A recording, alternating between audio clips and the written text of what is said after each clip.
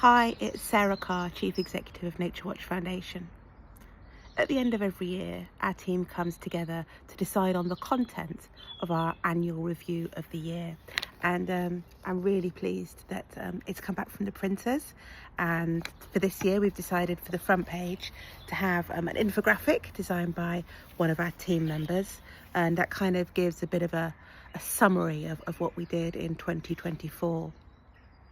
As you look at the annual review, and there are 16 pages, and I'm really delighted that supporters have been calling and speaking to our office, looking to help us with recycling and signing our petitions and all things like that. But as you look at our review, we started off this year reflecting on our work in Eastern Europe, and there are some fantastic examples of the work that Natalie, our campaign coordinator out in Ukraine, has led from Moldova, Romania, Ukraine, and spreading the examples of the amazing work that can be achieved working in partnership with other organisations on the ground.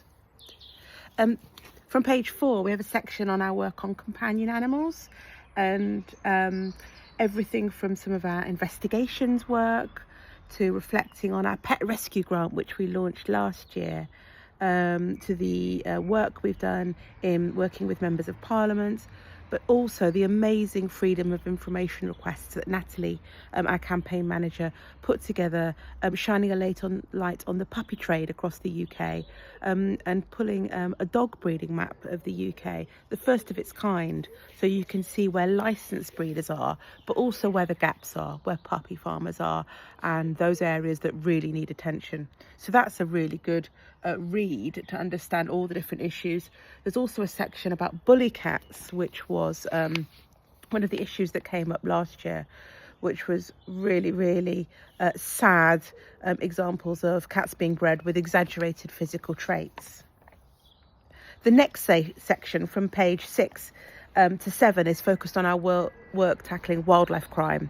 Lots of that is partnership work, such as our work with the National Wildlife Crime Unit, the RSPCA, the League Against Cruel Sports, and many other organisations.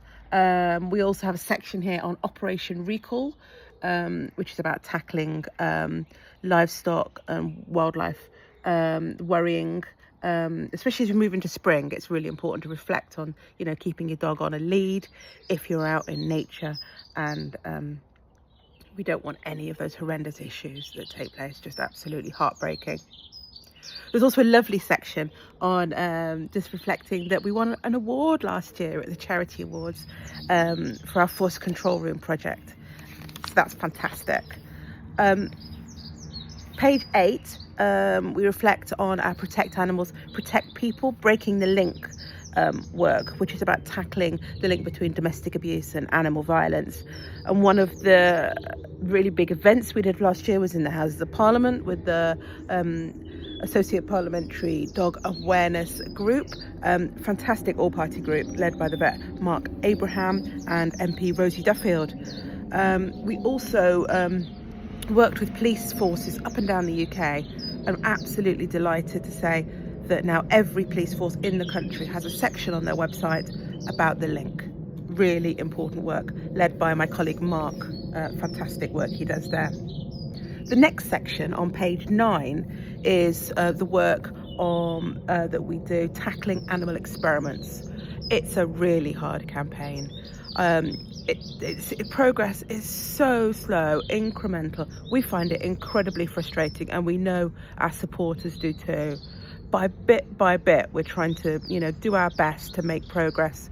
We're working with governments, we're working with regulators, but we're also working with industry to try and persuade them to make the changes that they can do to move away from animal testing. And one of the campaigns that Natalie has been leading is something called Paint with Kindness, which is transforming the home improvement industry to move away from those paints that might be subject to animal tests to instead really focus on cruelty-free products. And in terms of cruelty-free, of course, the Compassionate Shopping Guide has been a very long-standing project of Naturewatch Foundation. We've been going for over 30 years with the guide. We have the small paper copy, but these days we also have a free online website with all of the brands that are featured in the guide featured on there. And we had loads of newly endorsed brands in the guide in 2024. Really fantastic. There were 16 new ones, including a paint company. And we also, during the year, we took the Compassionate Shopping Guide out on the road to try and widen people's awareness. Because what we do is we don't just look at that one brand, but we also consider who owns that brand to make sure there's no animal testing anywhere in their supply chain or whatever company owns it. So it's been really great to get the guide out to new places such as the Mind, Body and Spirit Festival, but also some really great vegan markets, and we'll be doing that again in 2025. So some of the work we do is general political advocacy about raising animal welfare standards, and of course in 2024 there was a general election. And we engaged with all the new members of Parliament to let them know about the work that Naturewatch Foundation do. But also before the election, we were contacting lots of parliamentary candidates, explaining what animal welfare issues are, because we know that animal welfare is the biggest issue in MPs' postbags. And as supporters of Naturewatch Foundation, you'll know how important our e-actions are in persuading and briefing members of Parliament about important animal welfare issues that they might not know about. So that's on page 11. Oh, page 12 and 13, they're absolutely fantastic. This is our work on World Animal Day. And long-standing supporters will know that we've worked on World Animal Day for so many years. We launched the website 11 years ago for it. And now we work with over 100 ambassadors around the world who voluntarily raise the standards of animals through their work on World Animal Day. They may also be running their own animal welfare charity in their country, but on October the 4th every year, they come together and raise the status of animals through World Animal Day.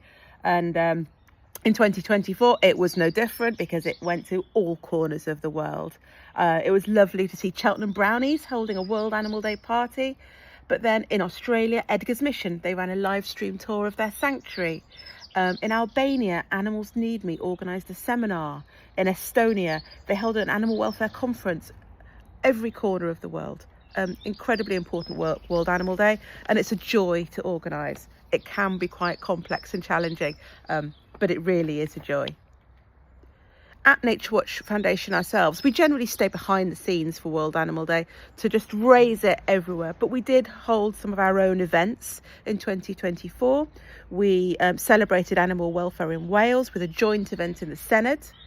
Mark, our campaign manager, he was invited to lots of events to speak about World Animal Day and animal welfare, many of them online, which is really great to reduce travel costs.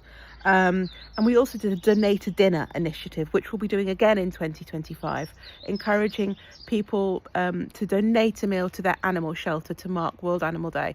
We hope that's something that's just useful for all those shelters that we know are struggling financially and they're doing their best to help animals. Every year, Naturewatch Foundation funds a grant for World Animal Day, which is open to our ambassadors. And in 2024, we had lots and lots of applications, but the main grant winner went to our ambassador in Barbados, Carr, and she does amazing work working with street animals, dogs, cats, those that are abused and abandoned in Barbados. And in the annual review, we have a little report. Here we go. About the work there. So have a read and look at the lovely little Otis in there. And on the back page, every year, we do easy ways for supporters to help Naturewatch Foundation and support our animal welfare campaigns. And that can be everything from sending used postage stamps, unwanted jewellery, printer ink cartridges. It can be, that's the recycling, which we're really, really supportive and really helps us. We have opportunities for signing all our e-petitions. And if you don't have internet access or you know somebody who doesn't have internet access, we make sure all our e-petitions are available in hard copy letter form, so we're inclusive for everybody. Information on that on the back page of the annual review. And finally, oh gosh, it's such an honour to be a part of Naturewatch Foundation. We're quite a small charity, we're a small team, but everybody says, who we speak to, we're such lovely feedback, which we're really grateful for, that we do so much more than you would expect of a small team. But I think that's the dedication of our staff, people who are so committed to helping animals, and also to our supporters, our patrons and our trustees and everyone we work with. Thank you for all of your support and work and engagement, which has made our annual review of 2024 such a bumper edition. It always seems to be a bumper edition, and we have to think about what we don't put in. But I just want to say thank you to everybody, and I look forward to our future work in 2025. So much has already started. So from Buddy and me, thank you. I hope you enjoy Naturewatch Foundation Annual Review.